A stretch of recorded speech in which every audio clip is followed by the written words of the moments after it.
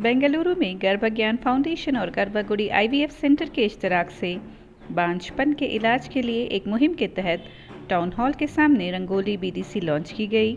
गर्भगुड़ी IVF centre के director Harish Srinivasan और associate नायब सदर जयराम ने स्ट्रीट शोज़ के ज़रिए बेदारी पैदा करने के लिए इस प्रोग्राम का इनेकाद किया।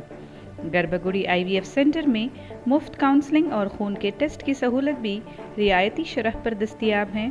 इस आईवीएफ सेंटर के ज़ेर एहतमाम अवाम बेदारी प्रोग्राम का रियासत के तमाम अजला में एहतमाम किया जाएगा, जिनमें बेंगलुरु देही रामनगर, मंडिया, मैसूर चामराजनगर, मडिकेरी, हासन, दक्षिण कन्नड़, चिकमगलुरु, शिमोगा, उडुपी, उत्तर कन्नड़, हावेरी, कोप्पल, विजयपुर, गदग, रायचूर, गुलबर्गा, बेल्लारी, बिदर, हावेरी, यादगीर वगैरह शामिल हैं।